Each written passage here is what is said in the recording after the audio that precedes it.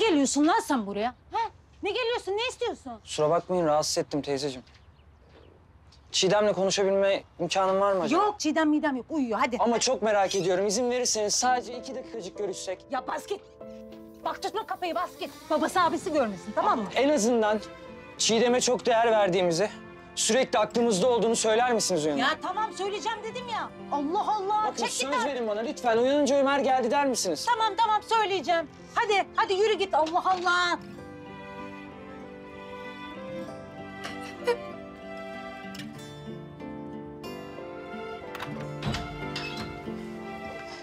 Sen mi çağırdın bu çocuğu? Hayır ben çağırmadım. Nerede telefonu ver. Ver şu telefonu ver. Üzülmüş de buralara. Sinyalini keseyim de gelsin aklın başına. Anne.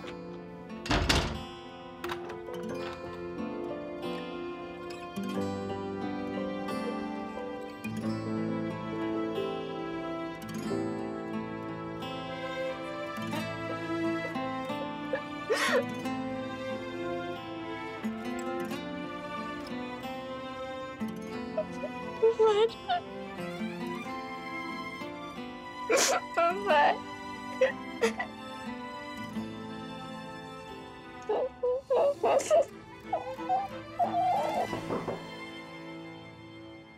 Hocam beni çağırmışsınız. Gel Firuze, geç otur. Dün aramaya fırsatım olmadı. Nasıl geçti sınavı? İşte.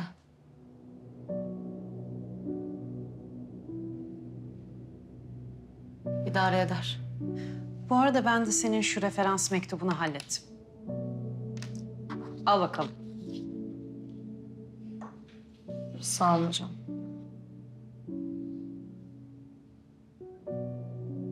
Ne oldu? Heyecanlandın mı?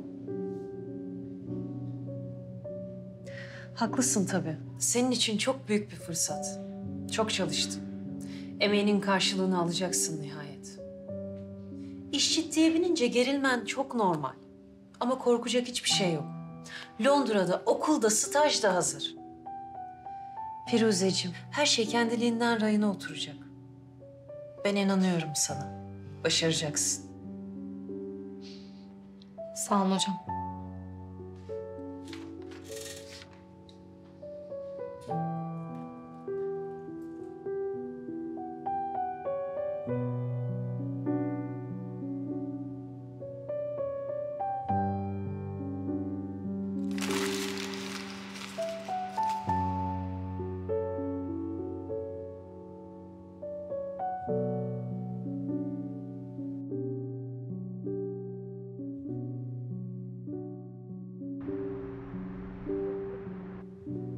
Ahlaklısın.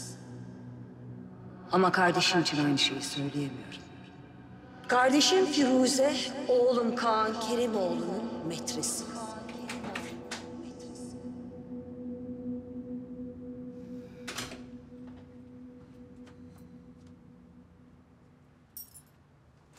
Ben geldim.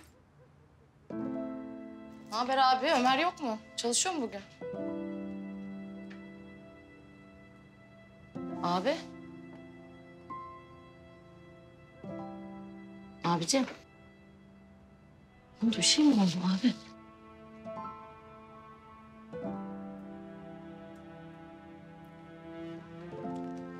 Abi ne oldu? Bir şey mi oldu? Söylesene.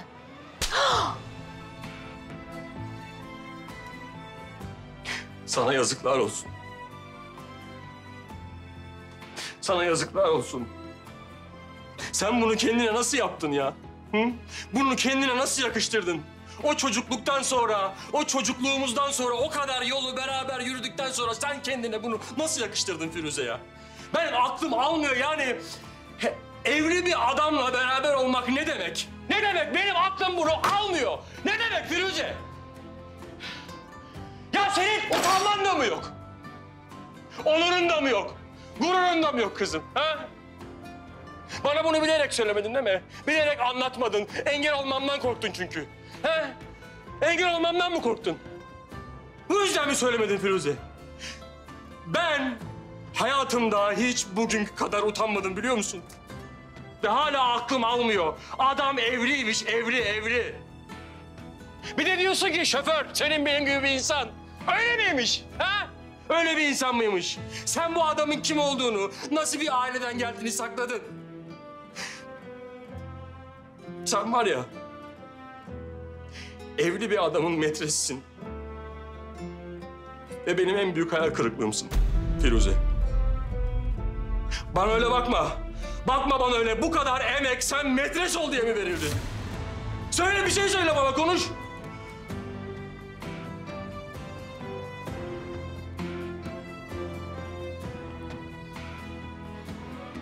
Abi. Sen söylenecek her şeyi söyledin zaten.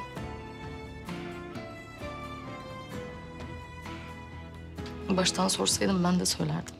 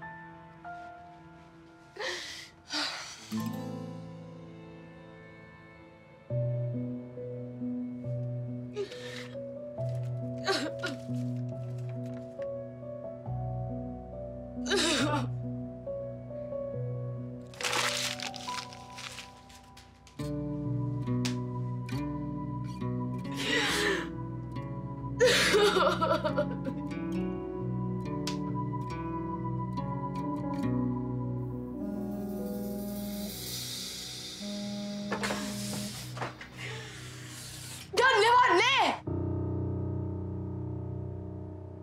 Firuze. Bak ne oldu bilmiyorum. Ama lütfen böyle yapma. Gel. Yüz yüze konuşalım, görüşelim ha.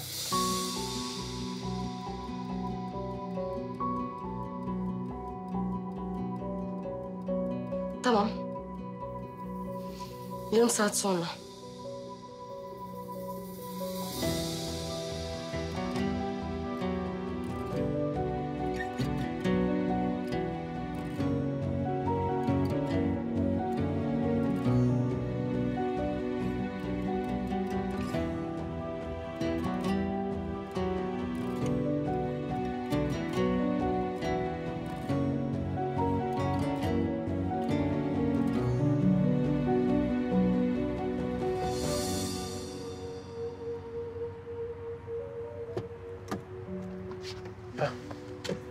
Hoş geldin. Nereye gidelim?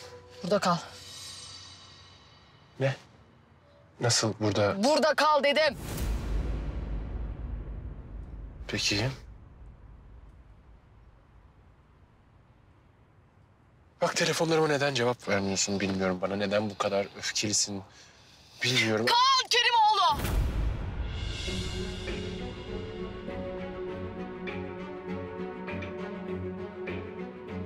Benim annem babamı namusu için öldürdü. Duyuyor musun beni? Annem babamı namusu için öldürdü. Sen kime yalan söylediğinin farkında mısın? Ne Firuze, ne Firuze? Sen hangi hakla benim hayatımı mahvediyorsun? Kimsin?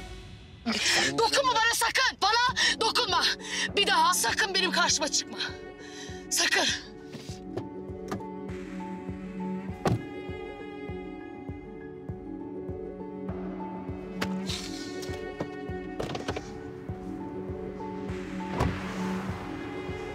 Firuze. Firuze bir dur. Bir dur, bir dinle. Bir dinle. Bir dinle beni. Lütfen. Neyi? Sen benim hayatımı mahvettin. Lütfen. Kaan Kerimoğlu değil mi? Tamam mı? Bırak. Tamam. İstemiyorum. Tamam ya bir dinle, bir dinle. Tamam. Bırak. Tamam lütfen dinle Firuze. Lütfen. Söyleyecektim ben sana. İstemiyorum git. Tamam. Gel. İstemiyorum. Firuze gel. Gel arabada konuşacağız. Bırak Gel. beni. Bırak. Tamam gel.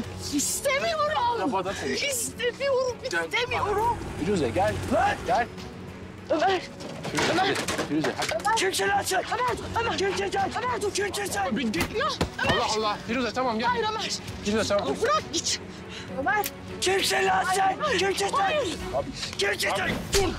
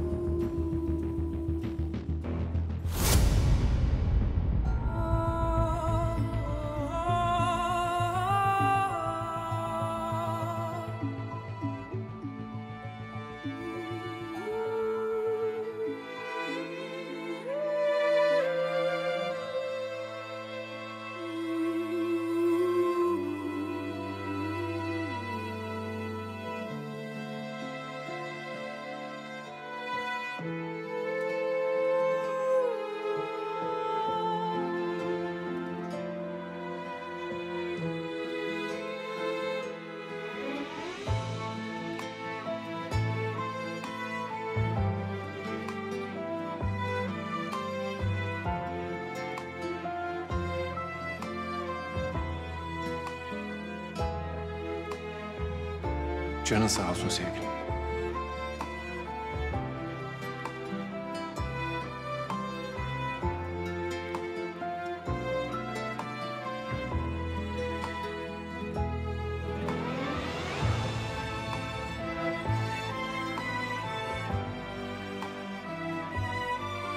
Abla!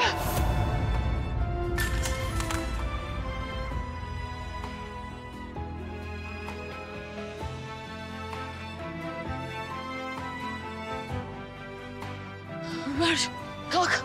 Kalk. Yürü. Yürü. Abla kimdi o adam?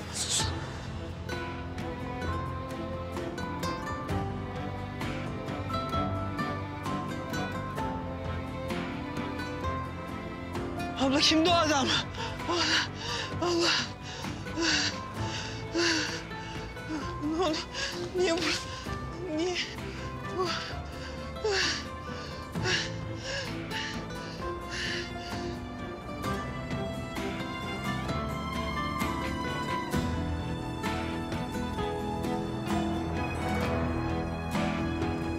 Abla kimdi o adam? Abla! Abla kimdi o adam? Sen daha iyi misin? Ya boş ver beni şimdi. Kimdi o adam? Niye kolundan çekiştirip duruyordu seni? Sorma. Ömer. Sorma tamam. Gücüm yok zaten. Eğer şikayetçi olursa ben yaptım diyeceğim. Hayır. Öyle bir şey olmayacak. Sakın aklından bile geçirme. Bunu duydun mu beni sakın? Hayır.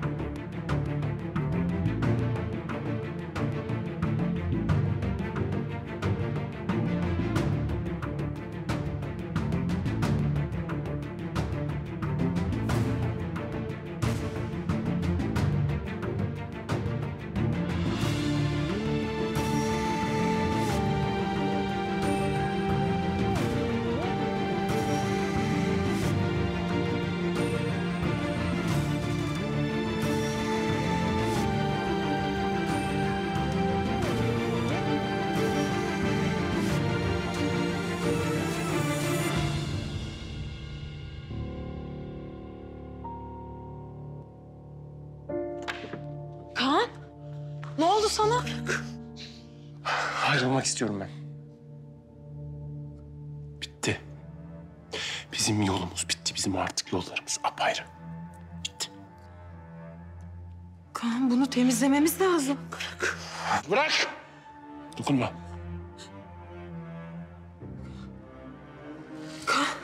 Kaan, bunu temizlememiz lazım. İzi kalır. Kalsın. İzi kalsın, acısı kalsın, o kalsın. Bırak. Bırak. Dokunma.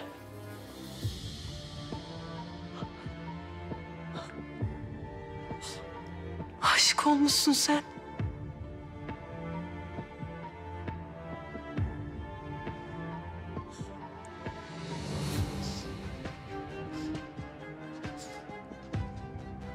yaptı bunu?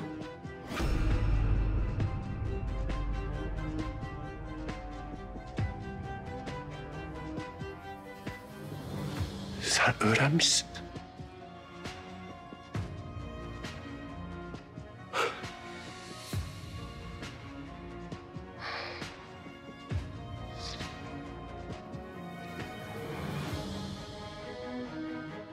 Sen mi konuştun onunla?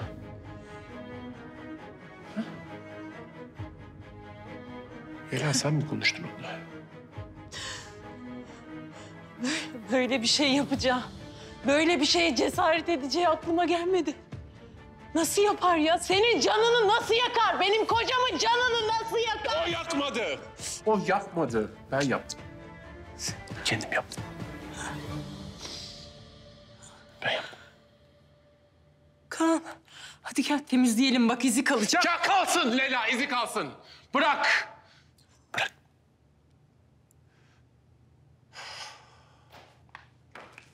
Böyle çekip gidemezsin.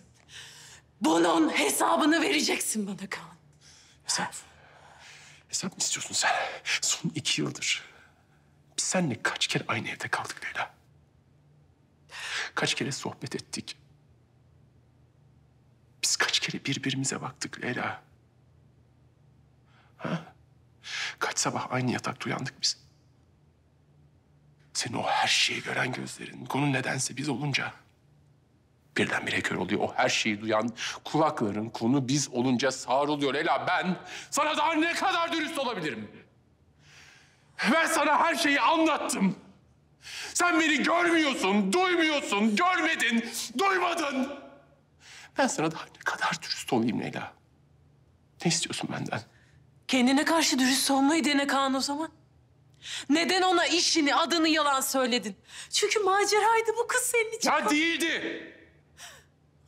Ben ona yalan söyledim çünkü ben kendimden nefret ediyorum. Ben olduğum bu adamdan nefret ediyorum ben Leyla. Ben herhangi bir adam olmak istediğim için yalan söyledim ona. İhanetini kılıf arama Kaan. Ben sana ihanet etmedim. Ben Firuze'ye ihanet ettim.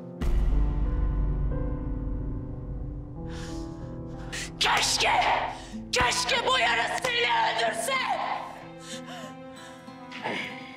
Keşke.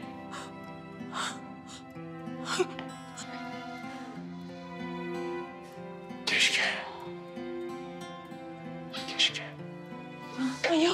Yok öyle demek istemedim Kaan. Kaan beni terk etme ne olur Kaan.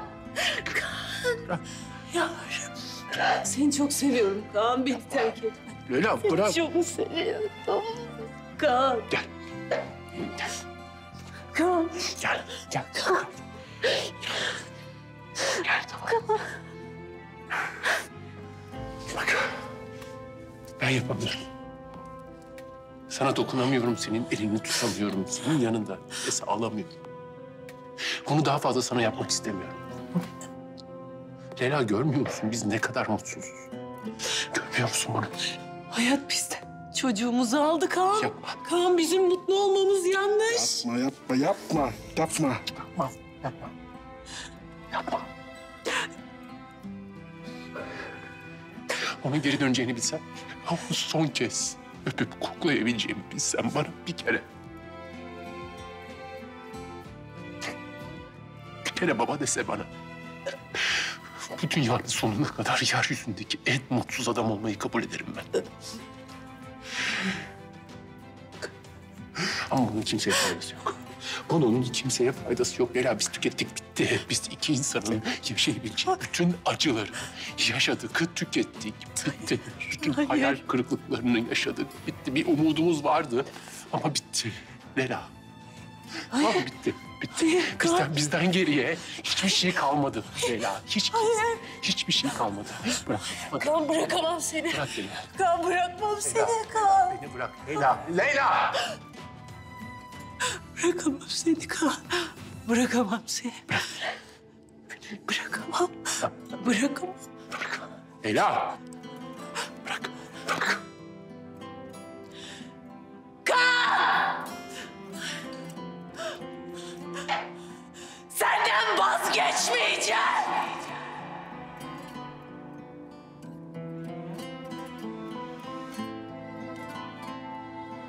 Kardeşim Firuze, oğlum Kaan Kerimoğlu'nun metresi.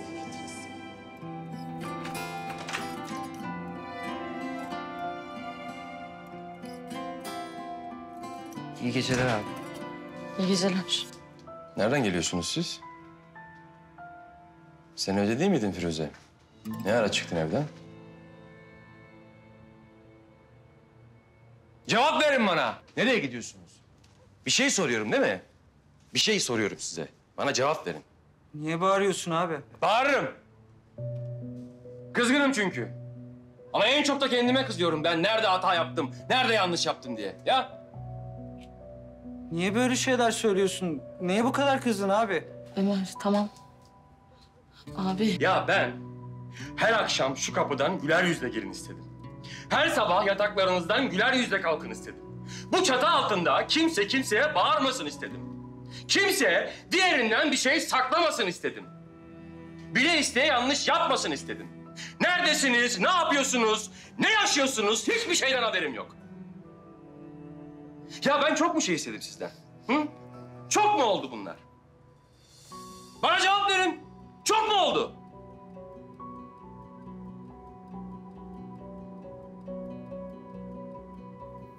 Ya ben sizin abinizim. Ya abinizim ben sizin.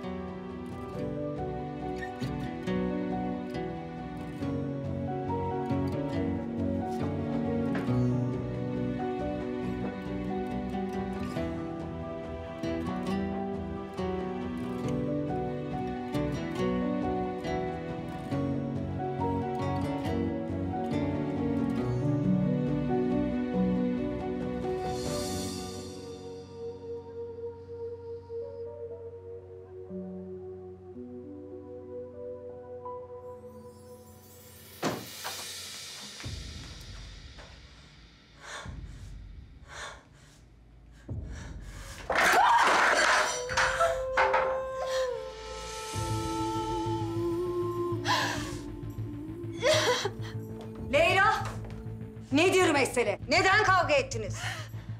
Sen hep korumaya çalıştın benden Kaan'ı. Sanki düşmanımmışım gibi davrandın bana.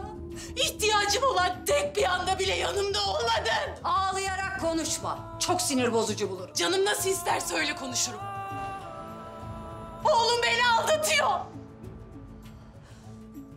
Kaan iyi değil dediler. Nesi var oğlumun? Kendi sorsana. Sana soruyorum. Ne oldu Kaan'a? Anlatmadı. Anlatmadı ama kesinlikle bıçak yarasıydı. İşte şimdi gerçek bir derdim var Zeynep Hanım. Gerçek bir düşman. Bakalım oğlunu bundan nasıl koruyacaksın? Kimden bahsediyorsun? Kim yapabilir böyle bir şeyi? Firuze!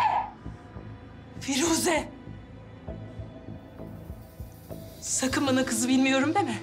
İnanmam. Herkesten önce öğrendiğine eminim.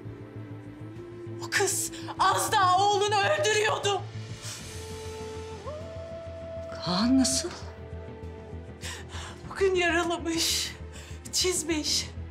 Yarın ne yapacak kim bilir? Bu gidişle ben belki kocamı kaybedeceğim ama sen de oğlunu kaybedeceksin.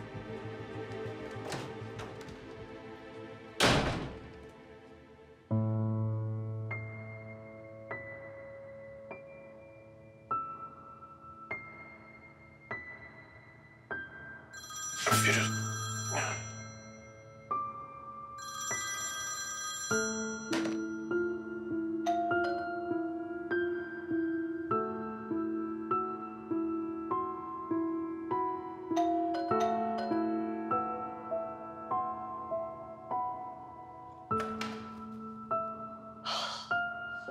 Nihayet.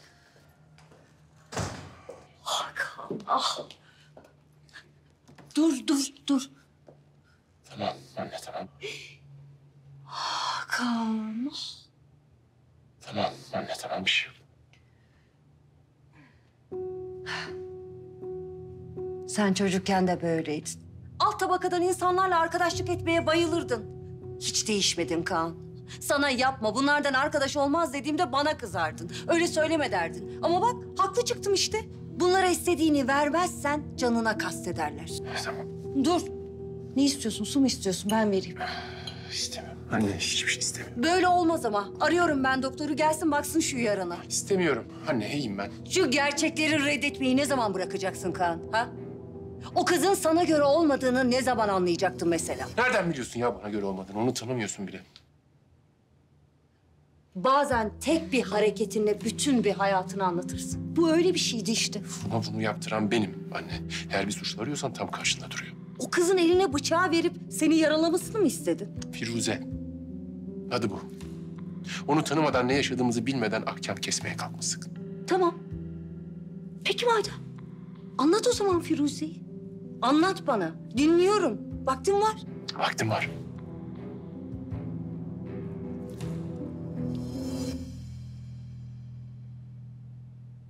Boş ver ya. Anlatamıyorsun. Boş ver.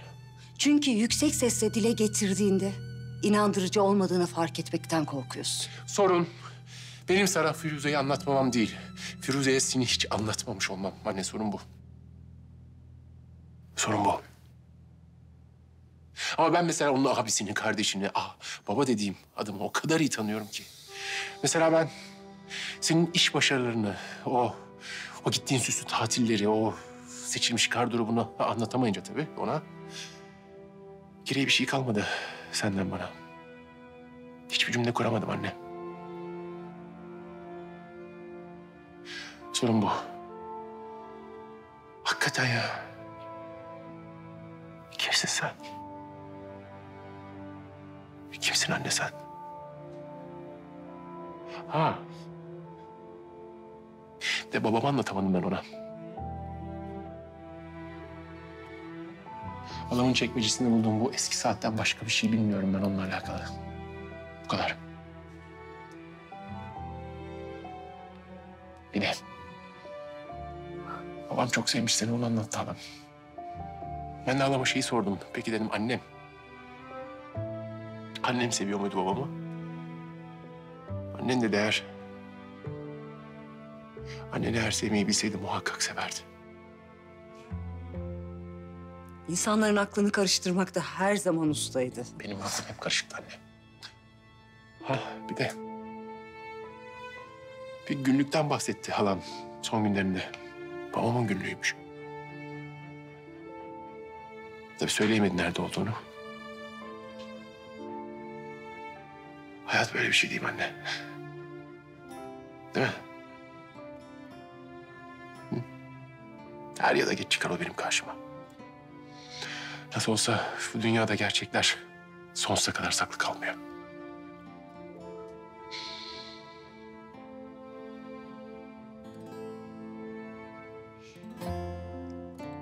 Ben geçmişe değil, hep geleceğe bakarım. Aklımı da sözle gizemleri çözmek için değil, krizleri yönetmek için kullanırım.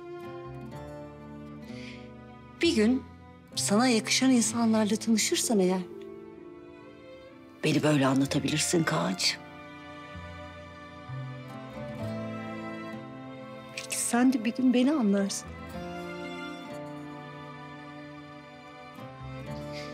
Sana sağlıklı bir şeyler göndereceğim. İyi beslenmezsen toparlanamazsın.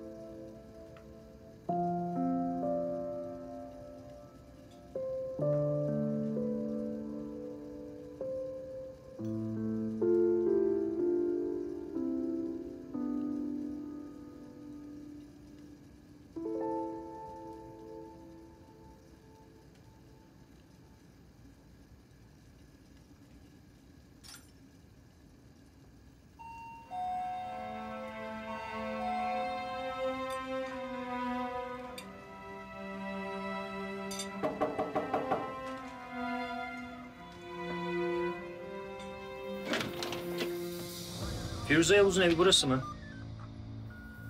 Abla?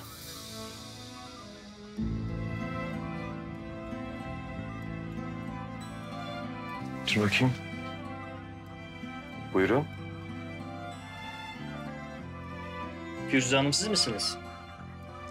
Benim. Sizi adam yaralamaktan gözaltına alıyoruz. Bizimle geleceksiniz.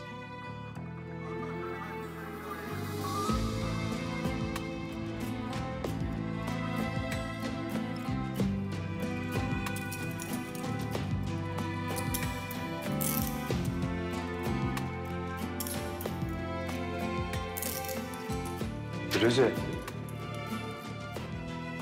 Ben yaptım. Ya ben yaptım. Sus Ömer, karışma. Sus Ömer. Ablamı götürmeyin memur abi. Ya beni götürün, ablamı götürmeyin. Ya ben inanmıyorsunuz bana, niye inanmıyorsunuz? Ya ben yaptım, ben bıçakladım adamı.